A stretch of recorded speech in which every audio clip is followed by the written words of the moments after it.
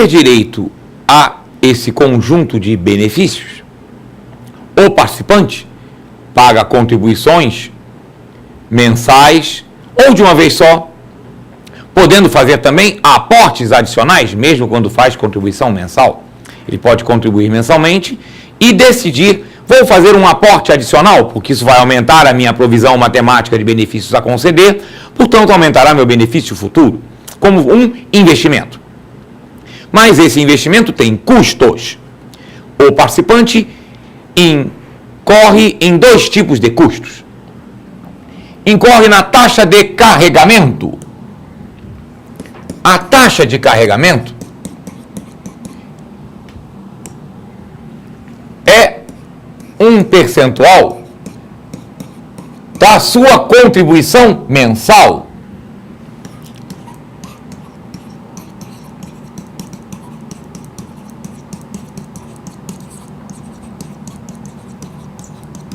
Que tem como objetivo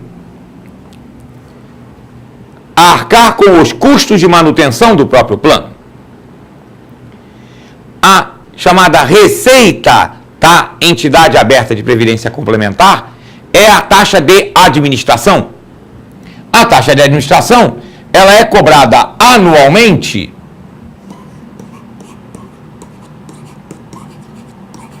sobre o valor da provisão, sobre o valor da aplicação.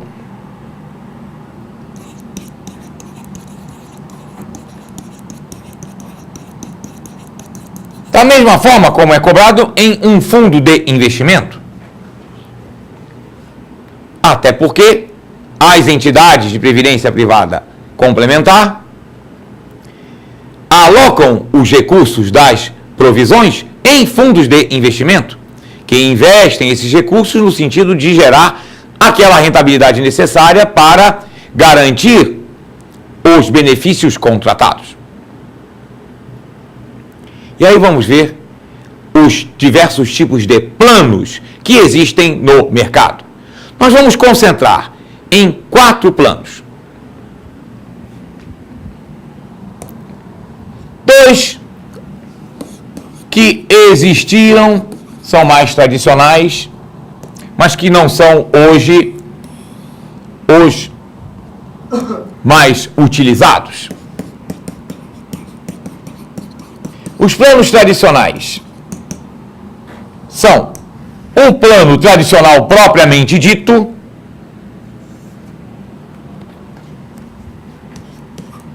esse plano tradicional, ele tinha uma garantia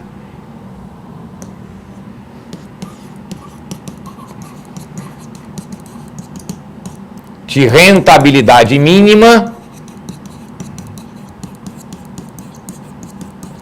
e de correção monetária do valor do benefício.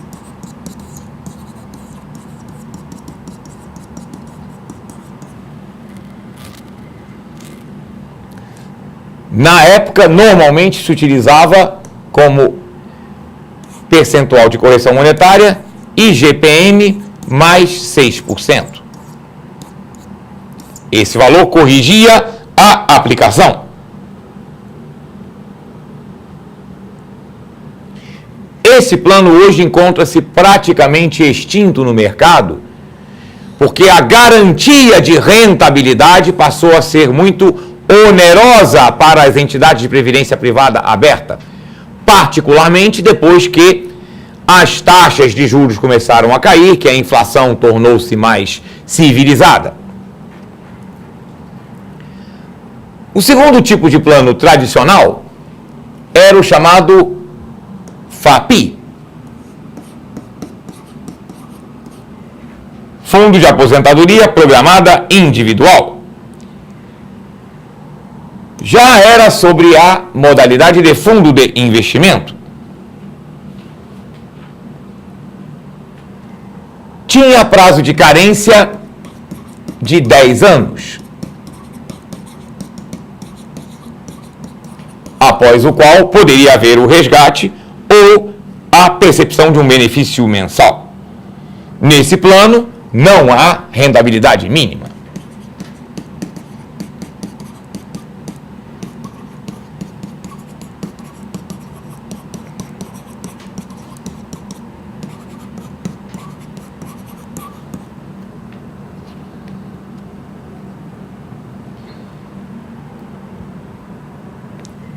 Hoje em dia, as grandes vedetes do mercado de previdência privada aberta, os planos que são oferecidos pelo conjunto das instituições e que são os mais pedidos, inclusive, em prova, são aquela sopa de letrinhas, o PGBL e o VGBL.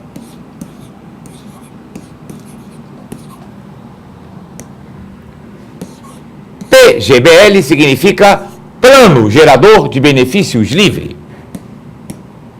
E VGBL significa Vida Gerador de Benefícios Livre. Tecnicamente, conceitualmente falando, o PGBL é um plano de previdência. Por isso que é Plano Gerador de Benefícios Livre. Conceitualmente, o VGBL é um seguro de vida com cláusula de pagamento por sobrevivência. Ou seja, conceitualmente, o VGBL é um seguro de vida que você recebe mesmo que continue vivo, depois daquele prazo contratado. Mas a grande diferença entre o PGBL e o VGBL não é tanto esse conceito. A diferença prática para o aplicador, para o participante, está no tratamento tributário. No PGBL, existe diferimento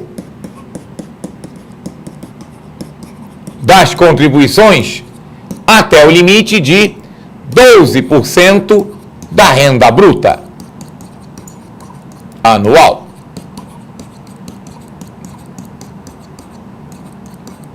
E aí é importante a gente deixar claro o seguinte: por que nós falamos diferimento e não dedução? Porque naquele momento, no ano em que você está pagando, enquanto há contribuição, você está reduzindo o seu imposto de renda a pagar. O valor que é pago a título de contribuição para um plano de previdência privada PGBL, ele é reduzido do seu imposto de renda a pagar até o limite de 12% da renda bruta. Entretanto, haverá incidência de imposto de renda sobre o benefício quando ele for recebido. A vantagem é que você paga imposto de renda lá na frente só sobre o valor principal, não paga sobre o rendimento. E houve rendimento durante este prazo. Mas, na verdade, não se trata de dedução, trata-se de diferimento, ou seja, de atrasar, de postergar a incidência do imposto de renda. Já o VGBL não tem diferimento de imposto de renda.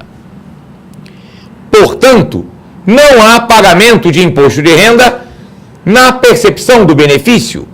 Sobre o benefício, sobre o principal, não há. O imposto de renda só incide aqui no VGBL sobre o chamado ganho de capital. Na percepção do benefício, lá quando a pessoa começar a receber. Então, o PGBL é mais recomendado para aquelas pessoas que fazem imposto de renda na declaração completa, porque poderão utilizar aquilo que foi pago até o limite de 12% de sua renda bruta para reduzir o imposto de renda a pagar naquele exercício. Já o VGBL, Vida Gerador de Benefícios Livre, é mais recomendável para aquelas pessoas que utilizam declaração simplificada, que só tem o desconto padrão, ou para aquelas pessoas que pretendem aplicar em previdência privada mais do que 12% de sua renda bruta anual. Então elas podem utilizar, fazendo a declaração de imposto de renda até 12%, contribuem para um PGBL. E, acima deste montante, contribuem para um VGBL. Terão uma vantagem tributária maior. Tanto o PGBL quanto o VGBL têm também uma outra característica importante, fundamental e em comum. Os dois planos admitem o instituto da portabilidade.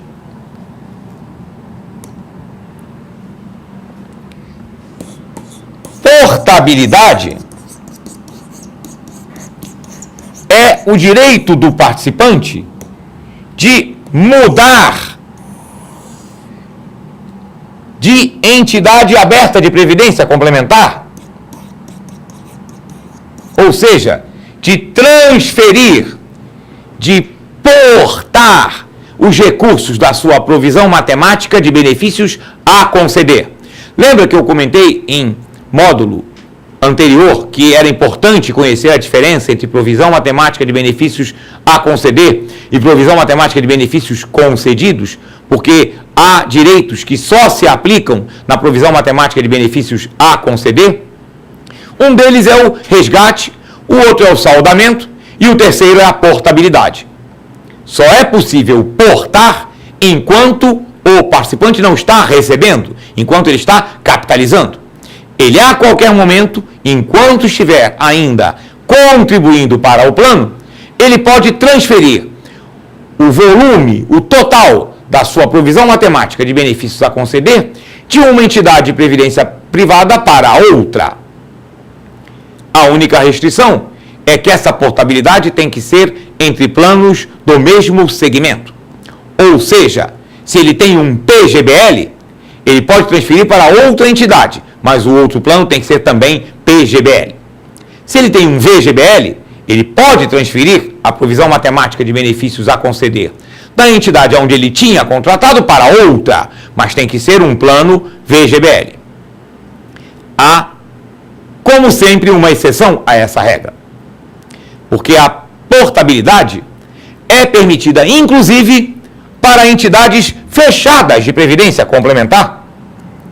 Uma pessoa que tinha uma previdência privada aberta e, vamos dizer, passou num concurso público, entrou para uma empresa que tem um plano de previdência privada fechado, o Banco do Brasil, a Caixa Econômica, um outro banco público, a Petrobras.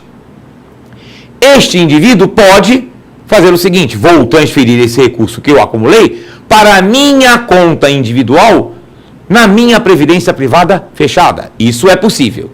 E neste caso, tanto pode ser PGBL como VGBL, porque na previdência privada fechada os planos não são esses, são de outra característica, que nós comentamos em aula anterior quando falamos da previdência privada fechada.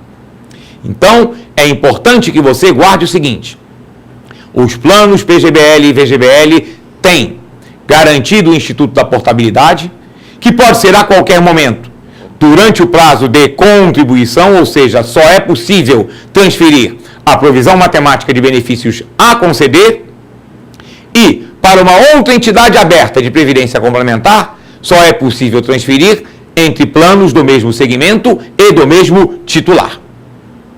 Com isso, concluímos a nossa exposição acerca da previdência privada aberta.